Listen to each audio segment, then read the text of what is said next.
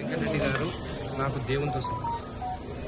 మొన్న సంక్రాంతి సెలవులు ఉన్నాయని చెప్పేసి నా కొడుకుని 3 రోజులు హాలిడేకి తీసుకెళ్తే టీవీలో చూసినప్పుడు చాలా బాధగా అనిపించింది.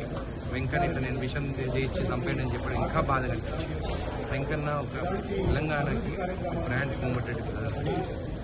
కోమటిరెడ్డి వెంకన్న ఇలాంటి వాక్యాలు మీరు చెప్పినందుకు చాలా బాధపడ్డాను. ఒక శ్రీరామచంద్రుని అంటే కోమటిరెడ్డి వెంకటరెడ్డి గారు ఆయనకు దగ్గర సన్నిహితుడుగా నాకు తెలుసు. ఆయన గురించి ఒక శ్రీరామచంద్రుడు, ఆయన గురించి ఇట్లా తప్పుడు ప్రచారం చేసుడు మాత్రము తప్పు అని చెప్పి కూడా నేను అనుకుంటున్నాను. అదే కాకుండా ఎన్టీవీ వాళ్ళు కూడా అంటే అది తెలిసి జరిగిందో తెలియక జరిగిందో చౌదరి గారు కూడా నాకు బాగా తెలుసు.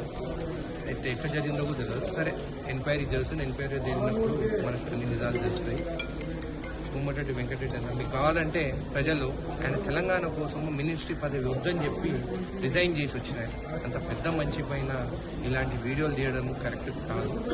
ఒకటే మాటలు చెప్తున్నాను, కోమటిరెడ్డి వెంకన్న ఈ రోజున్న శ్రీరామచంద్ర.